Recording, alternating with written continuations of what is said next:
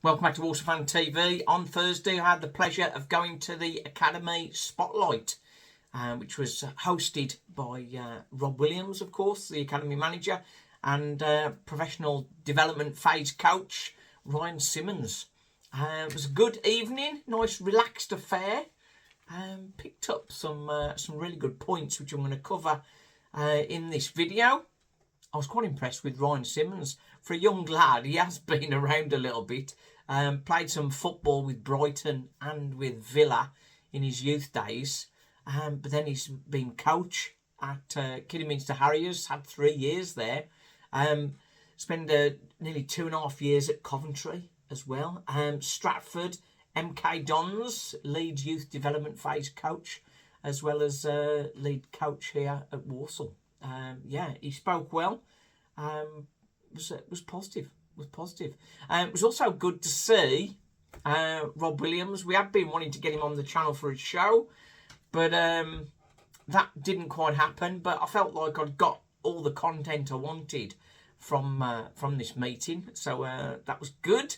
Yeah, Rob Williams, he'd been with us 3 years now after leaving Shrewsbury, and he was telling us what a kind of mess it had been 3 years ago.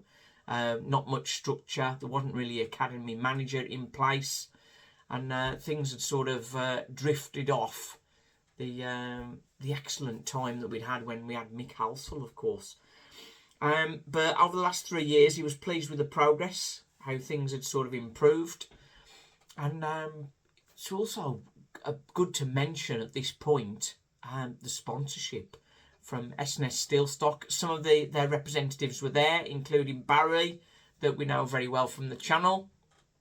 And it's just, sometimes it's just the little things. The academy players now have only make a small contribution to their kit, where previously they had to buy all of their own kit.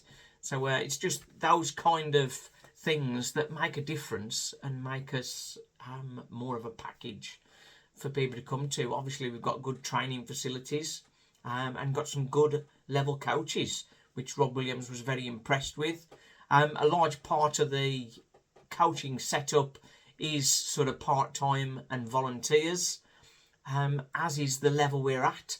I think if we can get up to the next, get into League One and get more funding coming through for the academy, that will bode well for the future. And we're getting better quality players coming through now, and it's when we move those on, or they get sold on and that sort of stuff, that sort of bringing in funds. So the academy is like self-funding largely. Obviously the benefit from S&S Steelstock, given the incredible base to work from that, so that's really good. It was also good to have our very own from Walsall Fan TV, Frankie, was there with his dad as well. So he came up with some good questions from his very wise young head. Right then, so let's get into some detail, shall we? What came across is that from all levels, from the first team down to the under-18s, 14, 12s, all the way through, we got one club but many different teams. But the message is the same. Obviously, because of the age groups, it's delivered with a different voice. But essentially, we've got a 3-5-2 with a high press. So fit at players who are aggressive in the tackle, that sort of really sort of echo what Matt Sadler and the Travella Group want for the football club. So it's not lots of tiki-taka, if you like, in the kids' games, and then they step up to the first team and things are a little bit different. Obviously, with Walsall, we don't want to be passing it around the back for 40 passes like MK Dons do. We want to be sort of active, getting the ball up the pitch into the forward players as soon as possible, because that's where the goals come from, as Rob Williams sort of pointed out, which was quite funny. But yeah, it's all the way through the club. Everybody's playing the same throughout the program, which is good. One thing that Rob said, which was a bit of a funny one, and it's one that sort of takes some getting your head round, really. They want to carry on playing the same way regardless of what's going on in the game. For example, if they're ahead and under pressure in the last 10 minutes of a game, they're not going to sort of put 10 men behind the ball trying to see it out. They're going to carry on playing the same way, which I understand, because that's building up the character and building up the style and not sort of panicking and changing things. I think in some ways the first team do that, which is a little bit of a concern. Obviously, the craziness that happened away to Cheltenham with the 2 late goals, that was perfect opportunity to bring a couple of centre halves on and really shore things up just for the last couple of minutes to sort of see the win out. So that's a question for Matt Sadler, really. But in the academy, the results are not the important focus. And the message to all of the young people is the clear message of the way they want to play. Everybody's aligned with what the message is and what they want to achieve, and get the buy-in from those players, so the players understand what is required of them, and focus. It's not always about the result. It's much different when you get to the first team, of course. The values and behaviours were developed through collaboration with the staff, the players and parents within the academy. So that's sort of respect, humility, the willingness to learn, the commitment. But Matt Sadler's key words: hard work. We're all required to work hard if we're to progress as individuals and as the programme itself. Hard work beats talent when talent fails to work hard is a good one. Mine is if you want to keep your shirt, keep your sleeves rolled up. That's my little one that adds into that. As you'll recall, we did a video when Scott Lowry joined us, YDP, Youth Development Phase Lead Coach. He was a good addition to the team. But Simon Noakes as well, Joseph Quinn, recently on board, looking at the goalkeeping side of things, and Martin Bowles. He's a guy that's developed. He was in a part-time role and he's recently gone full-time. So a good, solid set of coaches. It was strange what Rob Williams mentioned.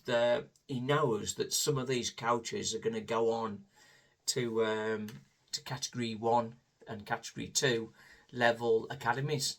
And that's a shame. But I mean, when someone gets an offer of a significant salary rise, you've got to be pleased that what you're creating, and this is what Rob mentioned, you've got to be pleased that what you've created in your academy brings forth these people and develops these people. So it's a good academy for anybody to join.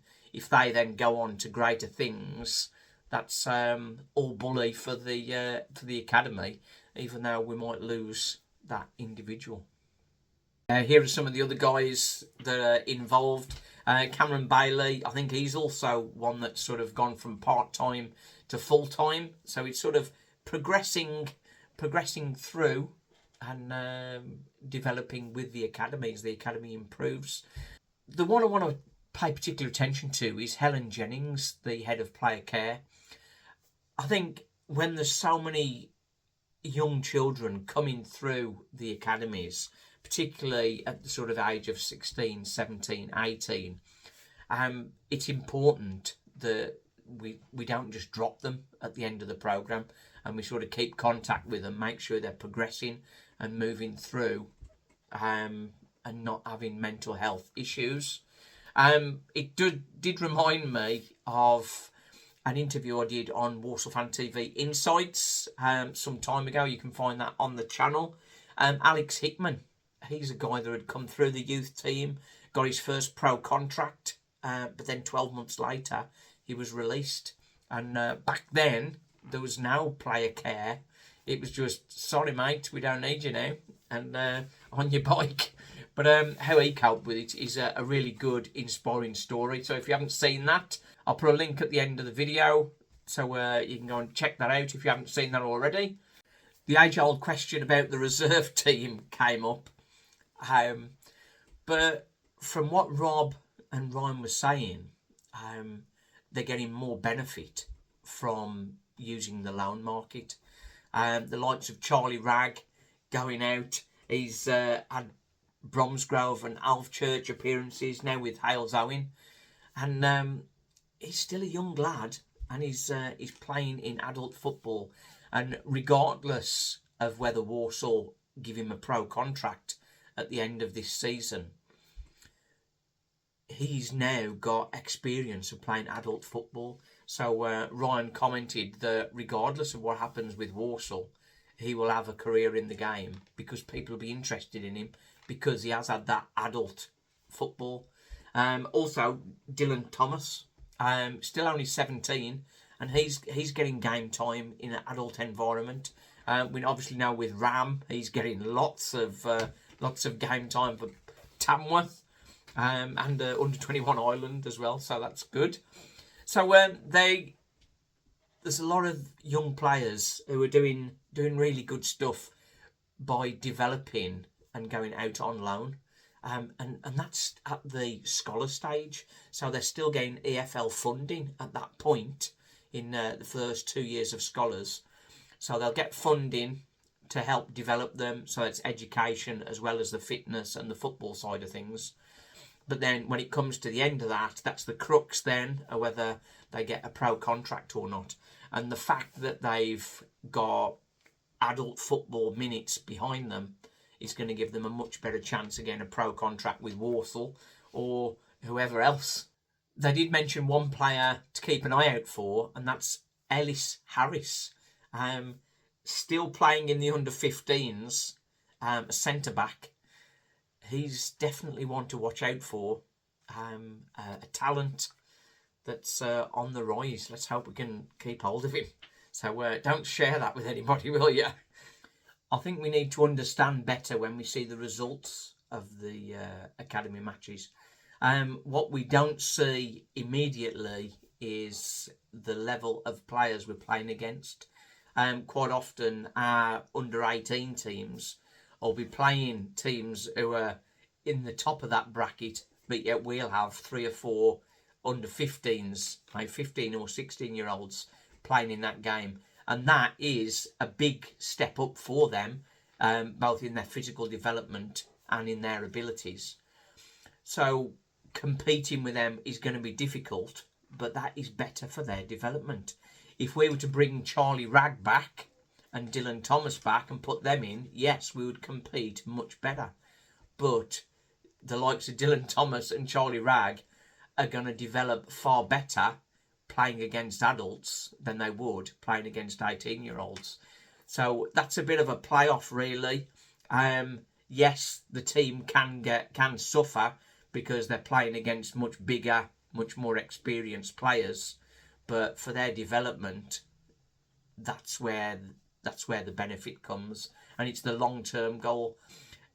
Whether Walsall win all our reserve games or our academy games is irrelevant if we don't create any players that are going to be good enough for the first team, and that is what the end goal is.